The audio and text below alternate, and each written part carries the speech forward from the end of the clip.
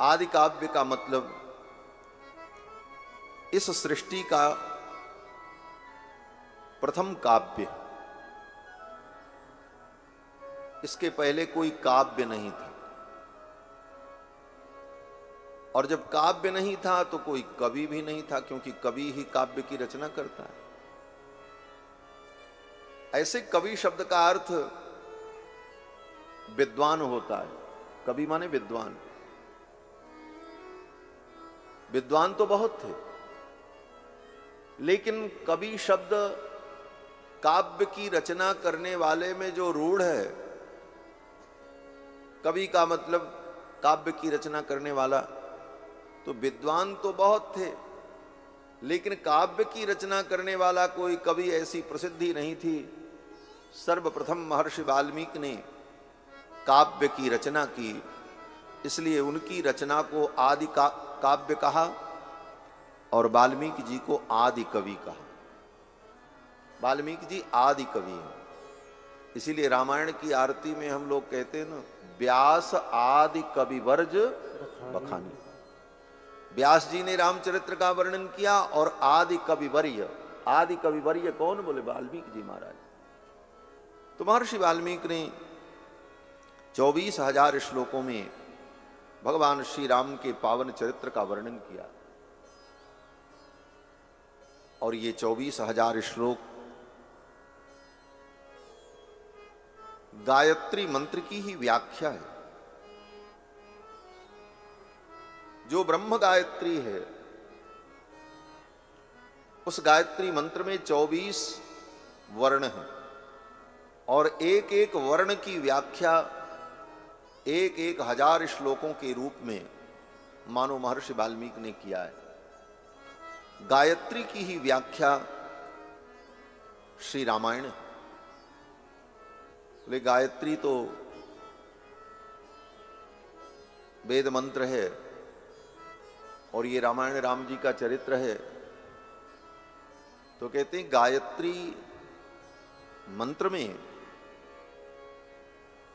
जिस देवता का प्रतिपादन हुआ है, वो देवता परब्रह्म परमात्मा भगवान ही है। गायत्री मंत्र में देव शब्द आया है, भर्गो देवस्य, कोई देवी का नाम नहीं आया। गायत्री मंत्र की अधिष्ठात्री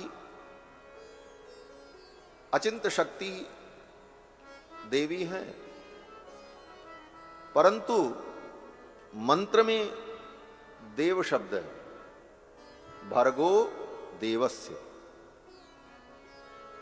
वो देवता कौन है? बोले सविता। तत्सवितुर सवितुः, सविता देवता। ये सविता देवता कौन है जिसका वर्णन गायत्री मंत्र में किया जा रहा है? कहते हैं ये सविता भगवान परब्रह्म परमात्मा श्री हरि। सविता का अर्थ किया वेदों में, शतपथ ब्राह्मण में, शुक्ल यजुर्वेद के शतपथ ब्राह्मण ग्रंथ में सविता शब्द की व्याख्या करते हुए वेद भगवान कहते हैं सविता वै प्रसविता। सविता वै प्रसविता, जो सबको प्रसव देता है। प्रसव माने प्रेरणा।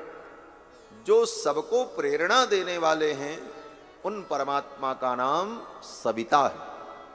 और सबको प्रेरणा देने वाले कौन हैं? जो सबको प्रेरणा देंगे वही हमको भी प्रेरणा देंगे। इसीलिए गायत्री मंत्र में भगवान से और कुछ नहीं मांगा गया। धन, संपत्ति, पुत्र, परिवार, ये गायत्री मंत्र में नहीं मांगा गया, प्रार्थना नहीं की।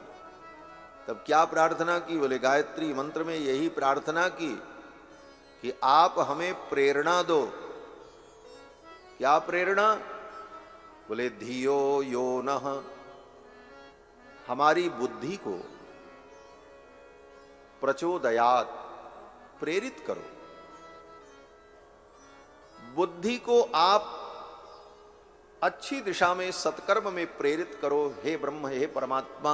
यही गायत्री मंत्र में प्रार्थना की गई मूल रूप से। तो बुद्धि को प्रेरणा देने वाले जो सविता देवता हैं, वो सविता कौन है? बोले वे सविता भगवान परब्रह्म परमात्मा है। इसीलिए गायत्री को ब्रह्म गायत्री कहा जाता है। और यहां भी जो बालाजी विराजमान है, श्री ब्रह्म बालाजी विराजमान है।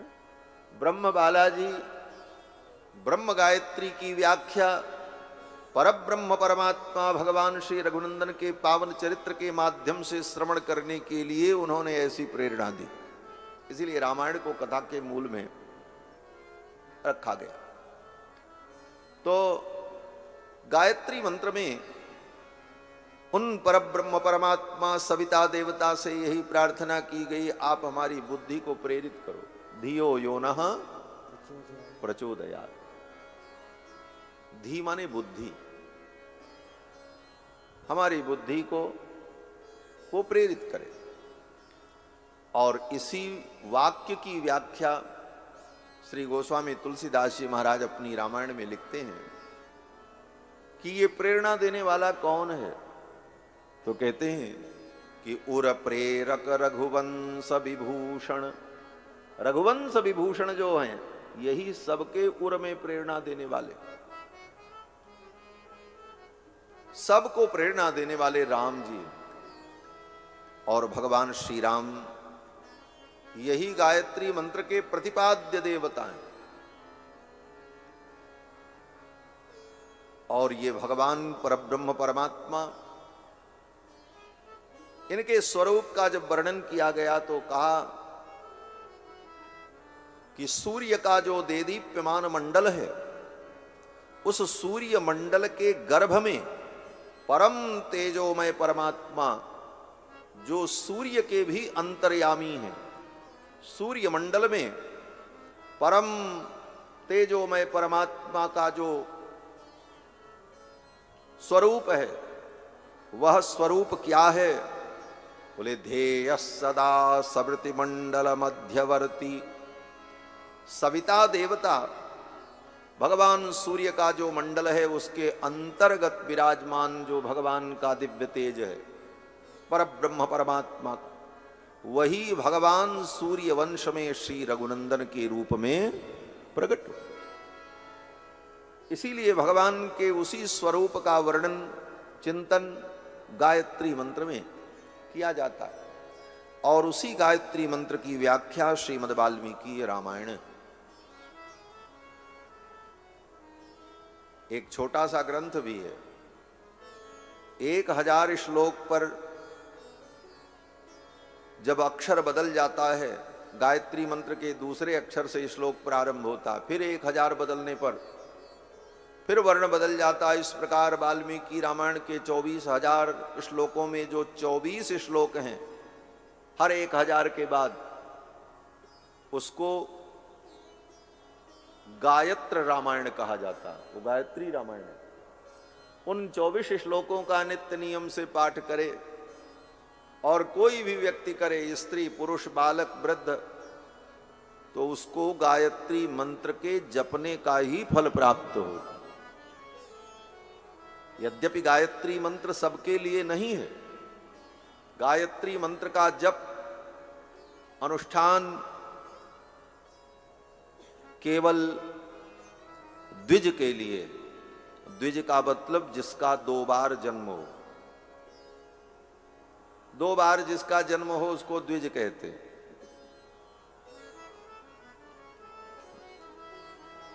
ऐसे द्विज, पक्षी को भी द्विज कहा जाता है, दांत को भी द्विज कहा जाता है, क्योंकि दांत भी 2 बार पैदा होता है। एक बार दांत निकलता है, फिर टूट जाता है, फिर पैदा होता है। इसलिए दांत को भी साहित्य में द्विज कहा जाता है, पर्यायवाची में। और द्विज माने पक्षी भी होता है।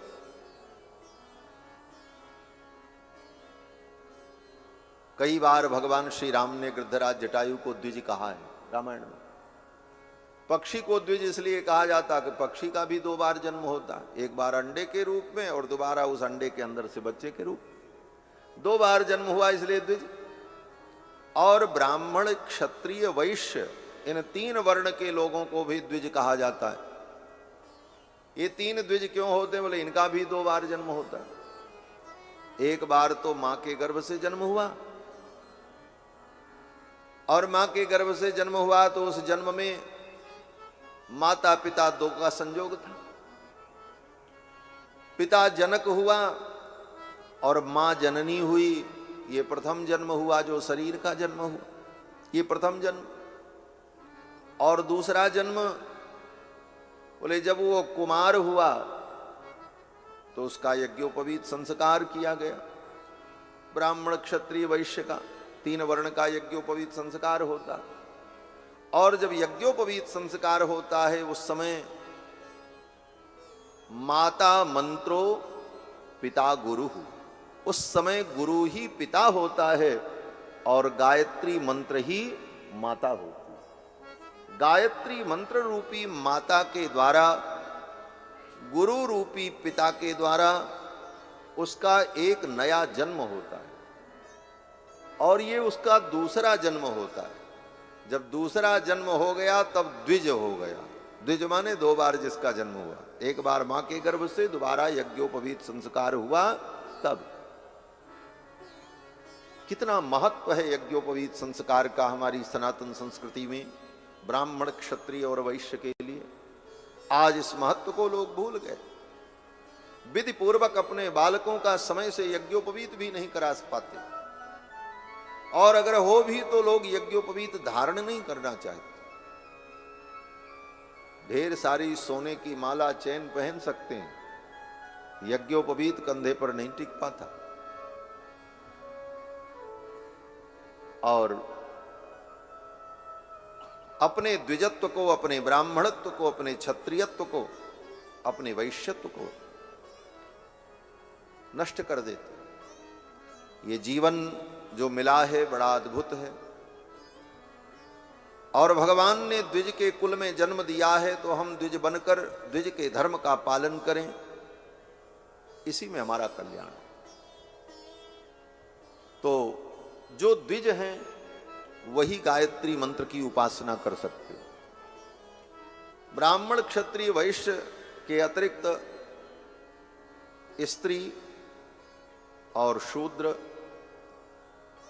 अंत्यज, चांडालादि अन्य जो हैं उनके लिए गायत्री की उपासना विहित नहीं। तो उनका भी कल्याण हो, उनको भी गायत्री उपासना का ही फल मिले।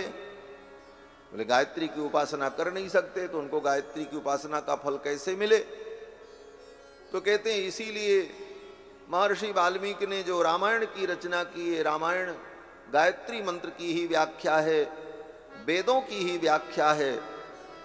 अगर रामायण पढ़े और रामायण का पाठ करे तो स्त्री को भी, शूद्र को भी, अन्य वर्ण के लोगों को भी गायत्री की उपासना का जो फल है वही फल प्राप्त हो जाता है। यही रामायण की विशेषता है। पठन द्विजो बाग वृषभत्वमीयात् स्यात् क्षत्रियो भूमिपतित्वमीयात् वणिज्जन पण्य फलत्वमीयात् जनश्च शूद्रोऽपि महत्वमीयात्। चारों वर्ण के लोग, चारों वर्ण के स्त्री पुरुष बालक वृद्धादि सभी रामायण को पढ़ करके परम कल्याण को प्राप्त कर सकते। और पूरी रामायण न पढ़ सकें तो वो गायत्र रामायण जो है 24 श्लोक, उसी का पाठ करें नित्य, तो गायत्री की उपासना का जो फल है वह फल उन्हें प्राप्त हो जाता है। श्री रामायण महाकाव्य के माध्यम से हम सभी लोग 9 दिनों तक राम जी के पावन चरित्र का आस्वादन करेंगे। महर्षि वाल्मीकि ने रामायण की रचना की। वाल्मीकि महर्षि प्रचेता के पुत्र हैं। वाल्मीकि जी के विषय में लोगों को यही सर्वत्र ज्ञात है कि वाल्मीकि जी पहले चोर डाकू थे, बड़े अपराधी थे, बाद में सुधर गए और परम ज्ञानी हो गए।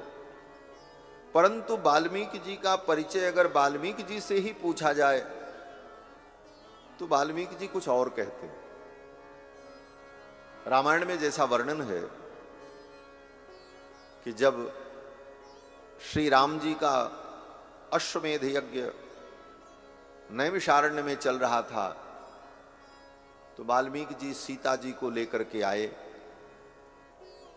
कुश और लव भगवान के पुत्र ये वहां पर रामायण का गान कर रहे थे। वाल्मीकि जी सीता जी को लेकर के आए तो उन्होंने कहा, राम, आपकी प्रजा ने और आपने संपूर्ण रामायण को कुश और लव के माध्यम से सुना और प्रजा के लोगों ने सुना। ये रामायण सीता जी का पावन चरित्र है। सीता जी के चरित्र की पवित्रता का प्रतिपादन करने के लिए ही महर्षि ने रामायण की रचना की। और उसी समय महर्षि वाल्मीकि ने सीता जी को उपस्थित किया और कहा, राम, ये तुम्हारी भार्या सीता हैं जिन पर तुमने संदेह किया और प्रजा के मन को रखने के लिए, प्रजा के लिए आपने अपनी शुद्ध पवित्र पत्नी सीता का परित्याग कर दिया। लेकिन आज मैं आपकी सभा में प्रतिज्ञा करता हूं, राम, ये सीता परम पवित्र है, इनकी पवित्रता का मैं प्रमाण देता हूं। क्या प्रमाण? तो उस समय वाल्मीकि जी ने संकल्प किया और कहा कि प्राचेतसोहम दशमः, हे राम, मैं प्रचेता का पुत्र हूं, प्रचेता का 10वां पुत्र हूं मैं। प्राचेतसोहम दशमः पुत्रो राघव नंदन, हे रघुनंदन, मैं प्रचेता का पुत्र हूं और मैंने आज तक कोई पाप नहीं किया है। कोई कितना भी बड़ा पुण्यात्मा हो जाए, लेकिन अगर उसके जीवन में पहले कोई पाप हुआ है तो उस पाप का उसे स्मरण रहता है। कभी हमने ऐसा भी किया था, बहुत बड़ी गलती की थी, अब आगे नहीं करेंगे, ये संकल्प हो जाता है, लेकिन वो घटना विस्मृत नहीं होती। लेकिन वाल्मीकि जी कहते हैं, न स्मरामि अनृतम वाक्यम, मुझे स्मरण भी नहीं है कि मैंने कभी कोई पाप किया। वाल्मीकि जी कहते हैं, मैंने कभी कोई पाप नहीं किया। न स्मरामि अनृतम वाक्यम इमौ तु तव पुत्र कौ, हे राम, ये दोनों बालक तुम्हारे पुत्र हैं और मैंने आज तक कभी कोई पाप नहीं किया। ये वाल्मीकि जी स्वयं कहते हैं। अब लोग कहते हैं वाल्मीकि जी चोर डाकू थे, फलाने थे। वाल्मीकि जी कहते हैं कि मनसा, मन से भी मैंने कोई पाप नहीं किया, कर्मणा, कर्म से भी नहीं किया, मनसा कर्मणा वाचा भूतपूर्वम न किल्बिषम, मन वचन कर्म से भी मैंने कभी कोई पाप नहीं किया, कोई किल्बिष नहीं है। किल्बिष माने पाप। मनसा कर्मणा वाचा भूतपूर्वम न किल्बिषम, मेरा जीवन परम पूत पवित्र है, मैंने कभी कोई पाप नहीं किया, मुझे स्मरण भी नहीं। इसलिए हे राम, मैं संकल्प करता हूं, आपकी ये सीता परम पवित्र है। अगर मेरी वाणी, मेरा संकल्प गलत हो तो मैं प्रतिज्ञा करता हूं, तस्याहम फलमश्नामि, जो पाप मैंने कभी मन से नहीं किया, वाणी से नहीं किया, कभी पाप का स्मरण भी मुझे नहीं है, वो पाप मुझे लग जाए अगर सीता में कहीं किंचित दोष हो। ये संकल्प किया है वाल्मीकि। ऐसे वाल्मीकि जी को चोर और डाकू कहना। तस्याहम फलमश्नामि अपात्रा यदि मैथिली, यदि मैथिली अपात्रा है, इनके अंदर पवित्रता नहीं है, ये अशुद्ध हैं, अगर ऐसा है तो वो पाप मुझे लग जाए जो पाप मैंने कभी नहीं। ऐसे वाल्मीकि जी को चोर डाकू कहना। एक ही नाम के अनेक महर्षि हुए। जैसे आज भी एक ही नाम के बहुत व्यक्ति मिलते हैं। आपका जो नाम हो, इसी नाम के कम से कम 1000 आदमी तो पूरे भारत में ढूंढो तो आज वो मिल जाएंगे कि नहीं मिलेंगे। हर व्यक्ति के नाम का कोई न कोई व्यक्ति मिल जाएगा।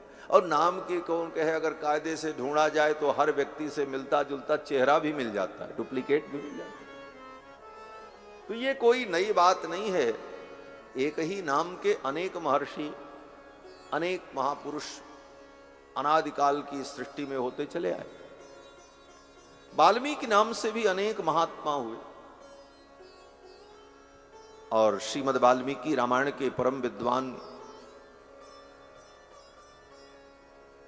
श्री नागेश भट्ट, जो व्याकरण शास्त्र के महापंडित हुए, नागेश के ग्रंथ को आज भी वैयाकरण लोग पढ़ते हैं। उन नागेश भट्ट ने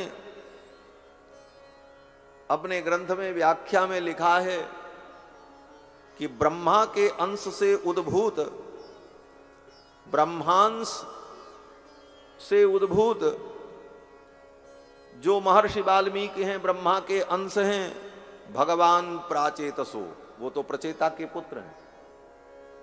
जो ब्रह्मा के अंश से उत्पन्न हुए, ब्रह्मांश भूत एव भगवान प्राचेतसो, वाल्मीकि ही। जो रामायण के रचनाकार वाल्मीकि प्रचेता के पुत्र हैं, ब्रह्मा के अंश हैं, वो अलग हैं। और राम जी के ही काल में एक वाल्मीकि और है। वो वाल्मीकि जी कौन? बोले जो चित्रकूट में वाल्मीकि जी राम जी को मिले। चित्रकूट में जो वाल्मीकि जी राम जी को मिले और वाल्मीकि जी ने राम जी को रहने का स्थान बताया। राम जी ने पूछा हम कहाँ रहें? गोस्वामी तुलसीदास जी ने मानस में कई चौपाइयों में बड़ा सुंदर वर्णन किया है कि वाल्मीकि जी ने कहा मैं कहाँ बताऊं, आप कहाँ रहो? आप वहां रहते हो जहां आपकी कथा होती। जो माता पिता गुरुजनों की सेवा करते हैं, आप वहां रहते हो। जो भक्त निरंतर आपकी कथा सुनते हैं, आप उनके हृदय में रहते हो। ये सब स्थान वाल्मीकि जी ने बताया। तो ये वाल्मीकि जी जो चित्रकूट में मिले, इनके विषय में नागेश भट्ट कहते हैं प्राचेसाद अयम वाल्मीकि ही अन्यः। प्रचेता के पुत्र वाल्मीकि अन्य हैं और चित्रकूट में जो मिले वो वाल्मीकि अलग है। ऐसा भी विद्वानों ने विचार किया। किसी कल्प में रामायण के रचनाकार वाल्मीकि पूर्व जन्म में अथवा पूर्व जीवन में दस्यु डाकू रहे होंगे, परंतु वर्तमान कल्प जो चल रहा है, इस कल्प में जो ये रामायण हमें प्राप्त है, इस रामायण के रचनाकार महर्षि वाल्मीकि चोर डाकू नहीं थे। यह प्रामाणिक है। और महर्षि वाल्मीकि ने 24,000 श्लोकों में रामायण की रचना की और कुश और लव को पढ़ाया। और फिर कुश और लव ने इस रामायण को, राम कथा को राम जी के दरबार में गाया। रामायण में सर्वप्रथम वर्णन यहां से प्रारंभ होता है कि एक दिन महर्षि वाल्मीकि अपनी कुटिया में बैठे थे। तमसा नदी के तट पर उनका आश्रम था।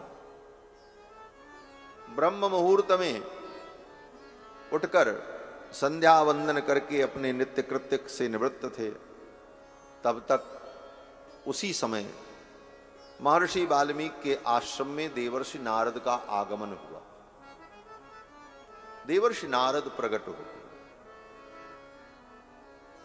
देवर्षि नारद आए तो वाल्मीकि जी ने देवर्षि नारद का पूजन किया।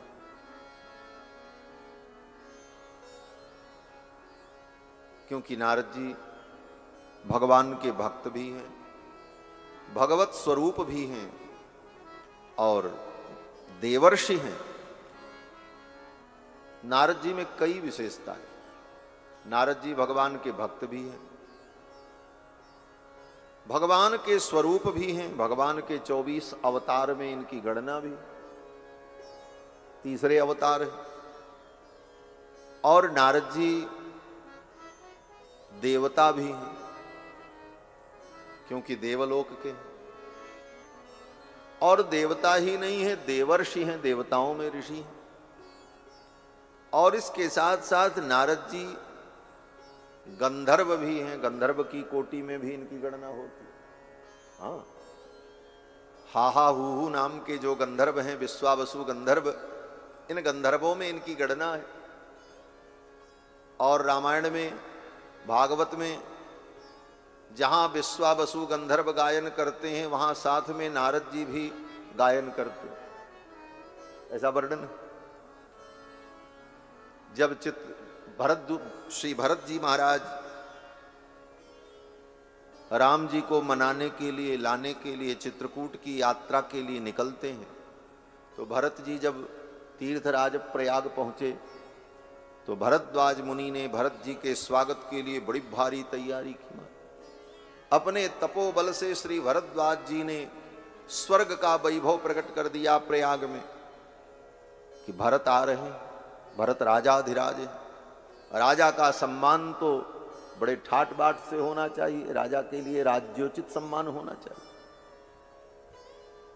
बड़ा भारी दरबार बन गया, सेवक उपस्थित हो गए और समस्त प्रकार की उपभोग सामग्रियां, राजसी ठाट बाट सब कुछ सज गया।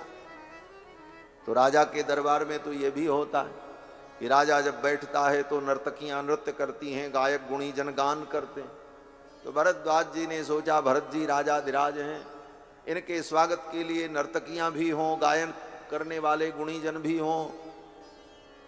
तो भरद्वाज मुनि ने स्वर्ग से अलम्बुषा, मिश्रकेशी, उर्वशी और रंभा, इन अप्सराओं का आवाहन किया और ये अप्सराएं भरद्वाज जी के स्वागत में, भरत जी के स्वागत में नृत्य करने के लिए आई तीर्थराज प्रयाग में। और गान करने के लिए, बोले गान करने के लिए विश्वावसु गंधर्व और देवर्षि नारद आए। रामायण में वर्णन है, विश्वावसु गंधर्व के साथ सह गायक देवर्षि नारद भरत जी के स्वागत में गान करने लगे। तो नारद जी का गंधर्व में भी परिगणन, उनकी गणना की जाती है। भागवत में भी वर्णन है, हिरण्यकश्यपु के दरबार में विश्वावसु गंधर्व आकर के गायन करते, तो हिरण्यकश्यपु के दरबार में विश्वावसु गंधर्व के साथ नारद जी भी आकर के गायन करते। भागवत में वर्णन है, सप्तम स्कंद। तो नारद जी महाराज भगवान के भक्त भी हैं, बहुत बड़े संगीत के महापुरुष विद्वान भी हैं, और देवर्षि भी हैं, भगवान के स्वरूप भी हैं, देवता भी हैं, और राम कथा एवं कृष्ण कथा के महान प्रस्तोता भी। इनके जैसा कथा प्रस्तोता आज संसार में जो कुछ कथा, कृष्ण कथा, राम कथा प्राप्त है, वो सब नारद जी का ही प्रसाद है। राम कथा और कृष्ण कथा को इस धरती पर लाने वाला अगर कोई महापुरुष है तो वो देवर्षि नारद। कथा तो वैकुंठ में, स्वर्ग में, देवलोक में सदा रहती है, गायन करते हैं भक्तजन, लेकिन धरती पर इस कथा का विस्तार करने वाले तो देवर्षि नारद ही। श्रीमद् भागवत महापुराण की कथा भगवान ने ब्रह्मा जी को सुनाया, ब्रह्मा जी ने नारद जी को बताया, और नारद जी तक ये कथा देवलोक में ही रही। धरती पर कब आई? बोले नारद जी ने आकर के जब वेदव्यास जी को ये भागवत की कथा सुनाई, तब वेदव्यास जी के द्वारा धरती पर भागवत की कथा का विस्तार हुआ। इसी प्रकार राम कथा का उपदेश ब्रह्मा जी ने देवर्षि नारद को दिया, फिर नारद जी ने ही आकर के इस धरती पर सर्वप्रथम महर्षि वाल्मीकि को राम कथा का उपदेश किया। और नारद जी ने जब राम कथा का उपदेश वाल्मीकि जी को किया, तब वाल्मीकि जी ने 24,000 श्लोकों में रामायण की रचना की। तब इस धरती पर राम कथा का विस्तार। इस पृथ्वी पर राम कथा, कृष्ण कथा को लेकर के आने वाले अगर कोई महापुरुष हैं तो वो देवर्षि नारद जी। नारद जी महाराज प्रकट हो गए। तपस्वाध्याय निरतं तपस्वी वाग्विदाम